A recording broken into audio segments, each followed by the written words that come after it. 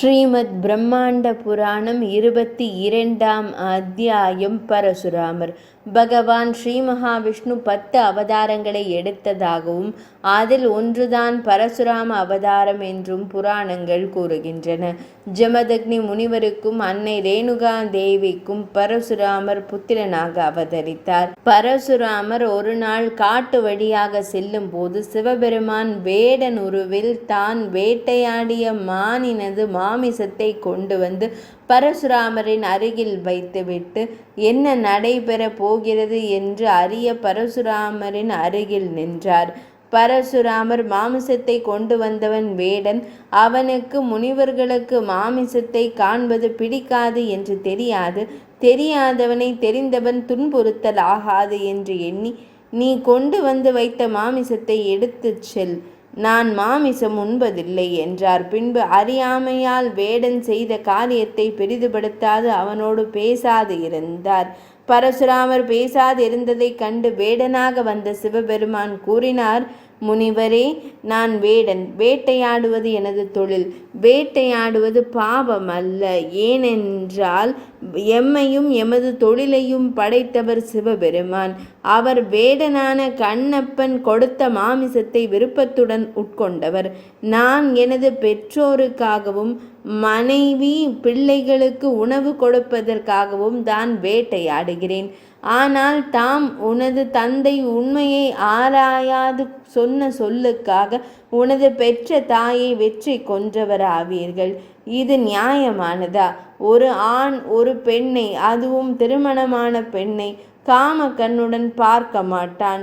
தரையில் சென்ற உனது தாயாரை வானில் சென்ற கந்தர்வன் எப்படி மோகிக்க முடியும்? உனது செயலை எதிர்கால சந்ததியினர் பழிப்பர். அதனால் நீதான் வேறு இடம் செல்ல வேண்டும் என்றான் வேடன்.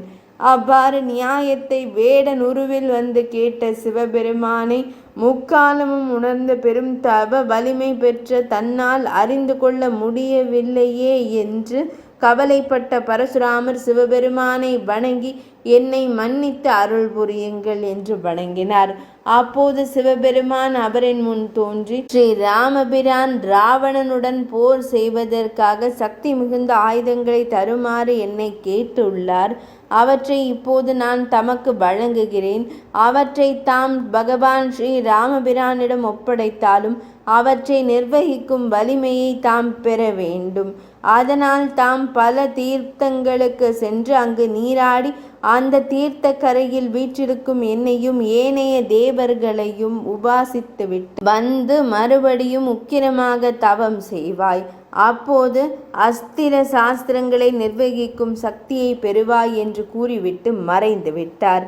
ஒரு சமயம் மூகலு என்ற ஒரு கொடிய அரக்கி தேவலோகத்திற்கு சென்று தேவர்களுடன் கொடுமையான வழிமுறைகளை பின்பற்றி போர் புரிந்தாள். அவள் திடீரென்று மாயமாக மறைந்து விடுவாள். ஆனால் அவள் தாக்குதலால் தேவர்கள் பயங்கரமாக அலறுவார்கள். அவளது தாக்குதலுக்கு பயந்து தேவர்கள் மறைந்து வாழத் தொடங்கினர். அதனால் தேவர்கள் எல்லோரும் ஒன்றிணைந்து பிரம்மதேவரிடம் சென்று முறையிட, பிரம்மதேவர் அவர்களை சிவபெருமானிடம் சென்று முறையிடுமாறு கூறினார். அதனால் தேவர்கள் சிவபெருமானிடம் சென்று முறையிட்டனர். சிவபெருமான் தேவர்களை நோக்கி, நீங்கள் சென்று நிம்மதியாக இருங்கள். எனது சார்பாக பரசுராமன் சென்று மூகலு என்ற அரக்கியையும் அவளோடு கூட வந்த அரக்கர்களையும் கொன்று உங்களது கவலையை தீர்த்து வைப்பான் என்று திருவாய் மலர்ந்தருளினார். அச்செய்தியை இமயமலையில் தவம் செய்து கொண்டிருந்த பரசுராமருக்கு பிரம்மதேவர் அதனை கூறி அருள, பரசுராமர் கைலாயத்திற்கு வந்து சிவபெருமானை வணங்கி, எம்பெருமானே, நான் ஒரு சாமானியன். பெரும் பலம் கொண்ட அரக்கியை என்னால் எப்படி வெல்ல முடியும்? அதற்கான அருளையும் பலத்தையும் எனக்கு அருளுங்கள் என்றார். பார்கவராமா, இன்றிலிருந்து உனது பெயர் அழிந்து நான் இடும் பெயரான பரசுராமர் என்றே இந்த பெயர் உலகில் நிலை பெறும். உன்னிடம் இயற்கையாகவே பெரும் பலம் உள்ளது. அத்துடன் கடுந்தவம் செய்து அரிய பல சக்திகளை பெற்றுள்ளாய். அதைவிட சக்தி வாய்ந்த ஒரு கோடரியை நான் உனக்கு தருகிறேன். அது சக்தி மிக்கது. அத்துடன் எனது அருளும் உள்ளது. அதனால் உனக்கு வெற்றி நிச்சயமாக கிட்டும். அஞ்சாது சென்று அந்த கொடிய அரக்கியை அழித்துவிட்டு வா என்றார். அன்று முதல் பார்கவராமன் என்ற பெயர் அழிந்து பரசுராமன் ஆகிவிட்டது.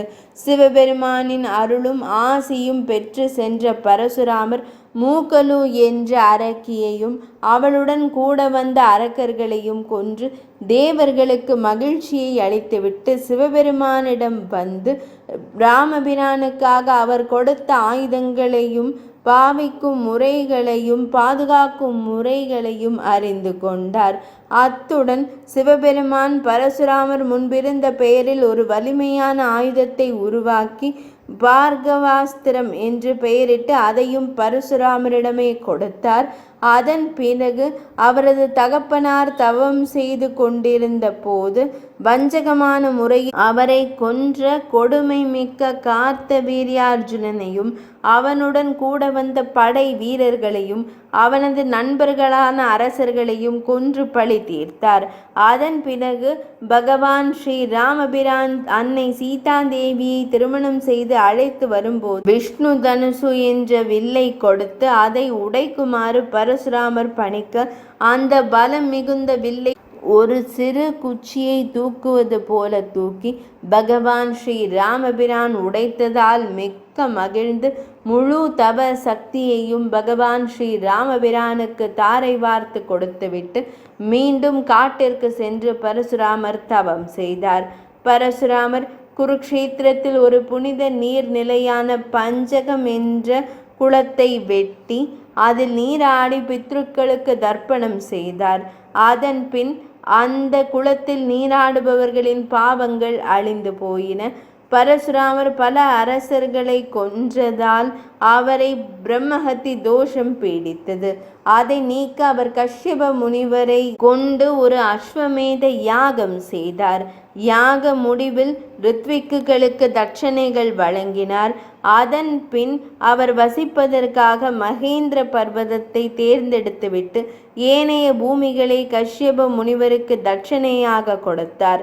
அதன் பின்னர் பூமியை காஷ்யபி என்று அழைக்கின்றனர்.